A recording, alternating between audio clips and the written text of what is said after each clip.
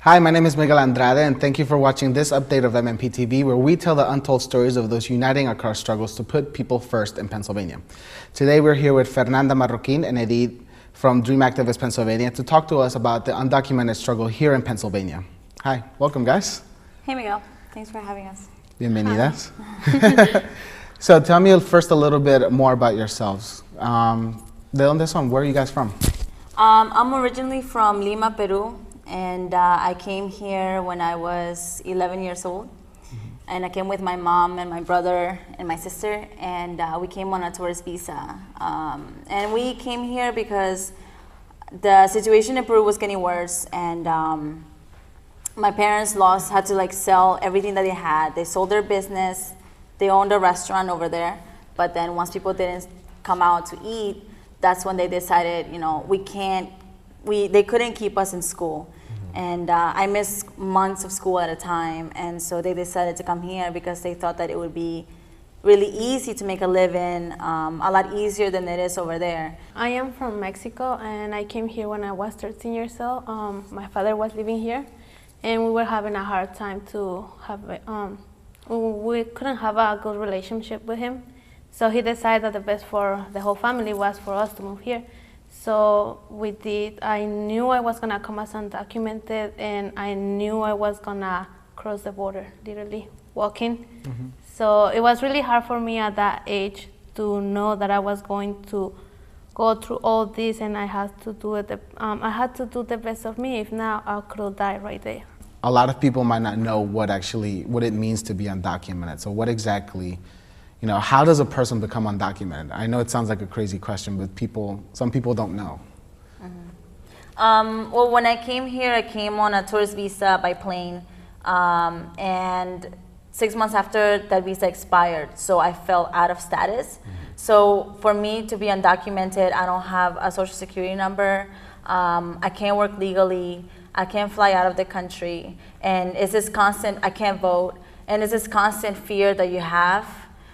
Because a lot of people that are undocumented don't think that they have rights, and that's how I felt. I felt very afraid. I thought, growing up, I thought that if somebody didn't like me and they knew that I was undocumented, they would use that against you. Yeah, they could call ICE and be like, hey, we know this family's here, and we know their status, they're undocumented here. And easily I could be deported. And that's kind of what I grew up knowing, that I couldn't tell anybody that I was undocumented because I could be deported any day along with my family. So here's the big question. What does Dream Activists do? What do you guys do? We're part of the National Immigrant Youth Alliance, or the NIYA. And there's different undocumented-led groups all over the country in different states. But for Dream Activist Pennsylvania, we are an undocumented youth-led grassroots organization. So we recognize that we need the undocumented people to be at the forefront of the movement, and we recognize that our voices are very important in order to, create the change that we want to see and all that stuff. We do workshops to inform our community about their rights. We have basically two kind of workshops for students and for parents. We also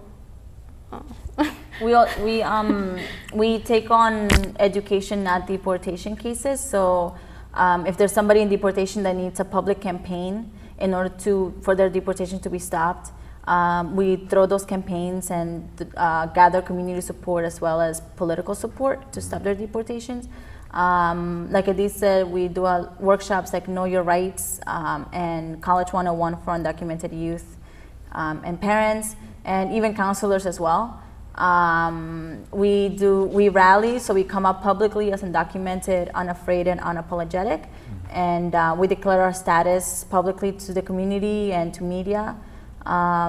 We engage in civil disobedience. A lot of the members from Dream Activist PA have engaged in those escalations, and other than that, we do some legislative work, but we also know that for us it's more about community and more about making sure people feel safe and comfortable regardless of,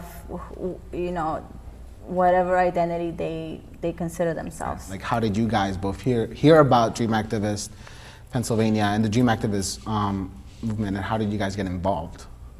Well, Dream Activist Pennsylvania, I knew it through my sister, because when she was graduating high school, I was like mid-high school, but she's the one that found out about her status, like what it really meant, and then once I started to get to graduate high school, I was like, no, like, something's gonna happen, it's gonna get fixed soon before I actually graduate.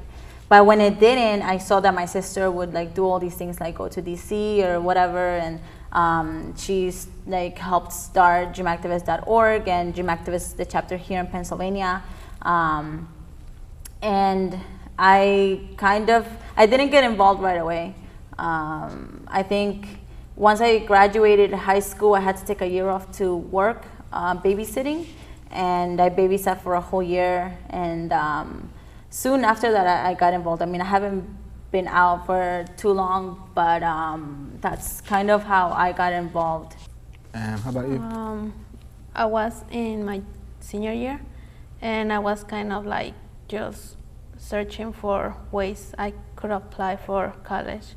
And I was also doing my senior project, and I did it on the DREAM Act, and I interviewed Cesar. He talked to me about the things that he did in the organization, and I just started like getting excited, and I was like, I want to get involved. And so I started like going to their meetings, their events. You guys had a recent action in Norristown. What did you guys do in Norristown? What happened there?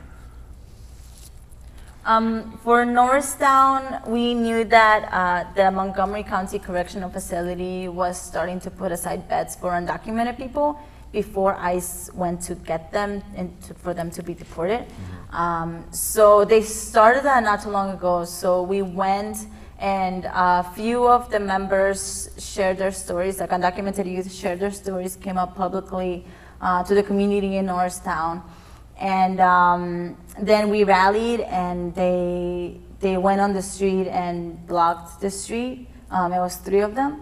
And after like an hour or so, they were arrested protesting because we never got a response from the jail to stop what they're doing. So that was one of the demands, that they stop honoring the ICE holds that they have on our community. And so that's what we did. This makes me think a little bit about, I've interviewed other people who have done work, particularly around education. And one of the things that's happening in Pennsylvania right now is that a lot of the funding has been taken away from education and being put into prison development, like developing new prisons and also, immigration detention centers.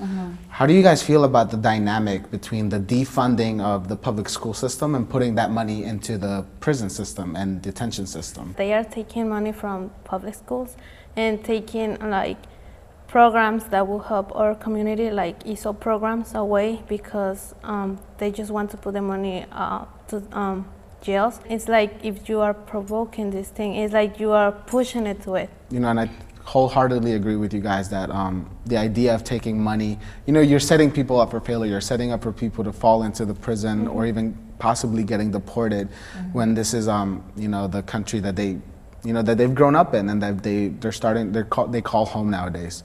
I want to thank you guys so much for coming by and talking about what it is that you guys do. If people out there watching want to get in contact with you guys, what's the best way to get involved with Dream Activist Pennsylvania? We definitely welcome anybody that wants to get involved. We have meetings currently. It's not like a location. We don't have like an office or anything fancy like that. But we do have email. Our email is info@dreamactivistpa.org. We have Facebook, Dream Activist Pennsylvania. Find us on Twitter, Dream Activist PA. But definitely email. We answer anybody that wants to get in touch with us. All right, so once again, thank you guys so much for coming and doing this interview and telling your stories and stuff. Thanks for having us. So at MMP, we know that this fight is deeply connected to the other struggles for education, healthcare, housing, and for the dignity and respect that all people deserve. We also know that it's going to take a large movement to eliminate the structural inequality at the root of all of our struggles and to ensure that people are put first in our society. So to share your story, get involved with Put People First PA, you can contact us at stories@putpeoplefirst.com. Once again, I'm Miguel Andrade, and thank you for watching MMPTV.